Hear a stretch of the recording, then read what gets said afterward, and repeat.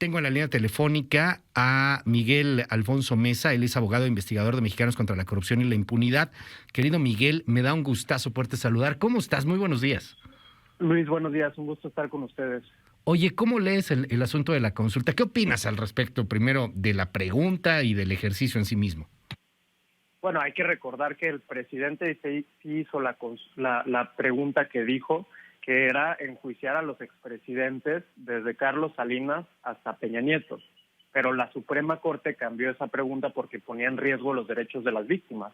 Es decir, si hubiera habido algún delito en ese tiempo, por ejemplo, el más reciente que tenemos en mente es el de Pegasus, pues los derechos de las víctimas de ese delito se habrían puesto en juego con la consulta. Por eso la Corte la tuvo que modificar para que al final no dijera nada y entonces no se pusieran en juego los derechos de las víctimas.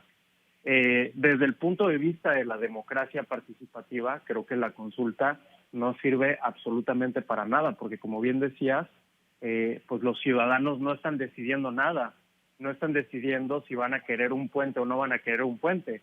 Están simplemente votando en una pregunta que es para esclarecer hechos del pasado, que eso no significa absolutamente nada más que lo que el presidente quiera interpretar a partir de ello, y por lo tanto están no ejerciendo una democracia participativa, sino una democracia performativa, que es una democracia donde lo que importa es el performance mediático. Lo que importa es lo que dice el líder populista para interpretar, según él quiera, la intención del pueblo, ¿no? Entonces, yo pienso que se trata más bien de una consulta que va a servir para esto, para aplaudir al presidente, para aplaudir a su gobierno, para aplaudir su narrativa, y no tanto para que nosotros los ciudadanos decidamos lo que va a suceder con la vida pública. Oye, me llama la atención porque sí es para aplaudir al presidente, sí el presidente sale, el presidente tenía primero una pregunta, pero esa pregunta pues fue modificada porque es evidentemente inconstitucional. Esta ya no sé qué tan constitucional sea, pero lo que sí es que es una originalidad extraña buscar esa pregunta tan rebuscada, ¿no?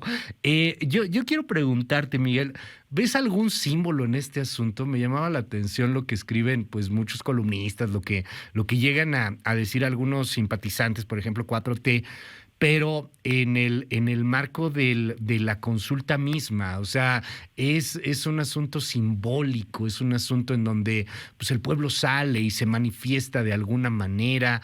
¿Qué opinas sobre ese tema? O sea, ¿sí habrá algún símbolo más allá de lo que peligrosamente señalas con toda razón, el discurso populista y las herramientas populistas para poder llevar a cabo este tipo de referéndums? ¿Habrá algún símbolo? Es la primera vez que vamos a tener una consulta popular. Te soy franco, qué lástima que sea esta, pero es la primera vez que lo haremos. Algo hay de fondo, ¿no? Mira, creo que la política es compleja y para entender esa complejidad es necesario ver lo positivo y lo malo en cada acción política que sucede. Normalmente no hay algo que sea completamente bueno o completamente malo.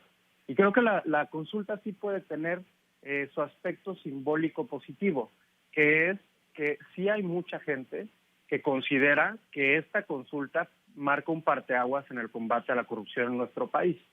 Y toda esta gente piensa que cuando vayan a votar y decidan que sí se investiguen los hechos políticos del pasado, va a haber un cambio de paradigma en el cual rompamos con una inercia que traemos de impunidad en toda la historia de nuestro país y se inicie un nuevo momento donde empiece a combatirse la corrupción, donde se haga una limpia de lo que sucedió en el pasado y que tengamos un inicio nuevo, un inicio limpio. Eso, aunque suena a pura retórica, sí podría servir para algo.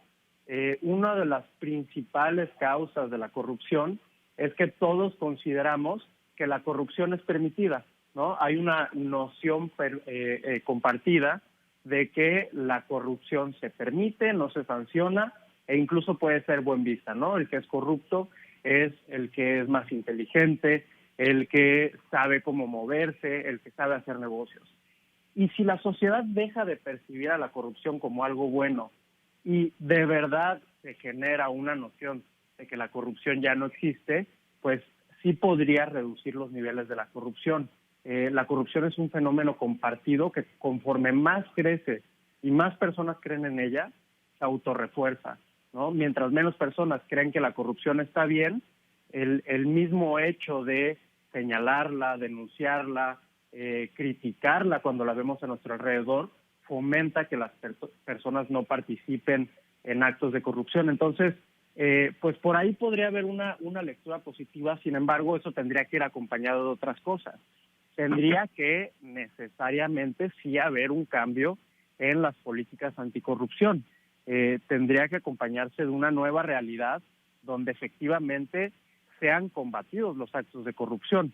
Pero lo que hemos visto en lo que lleva de este gobierno es que en realidad la corrupción sigue igual que antes, que de hecho se han desmantelado varias de las políticas anticorrupción que servían, y el mensaje que están dando las autoridades dedicadas a sancionar esto no es que ya se acabó la corrupción.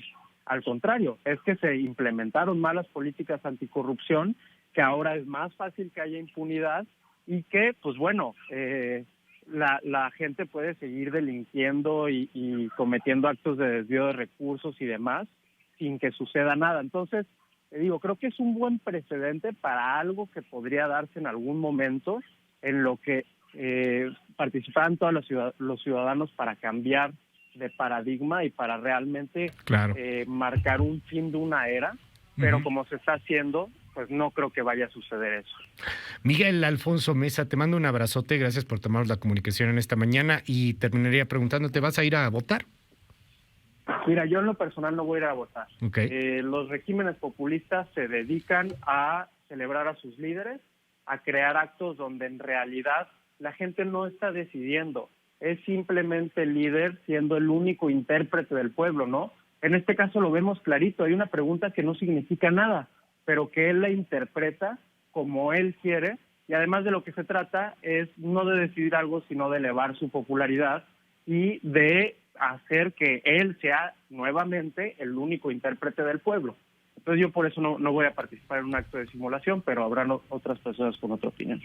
Gracias, es Miguel Alfonso Mesa, él es investigador, abogado también de Mexicanos contra la Corrupción y la Impunidad. Muchas gracias, Miguel, te mando un abrazo, buenos días. Un abrazo, Luis, muchas gracias.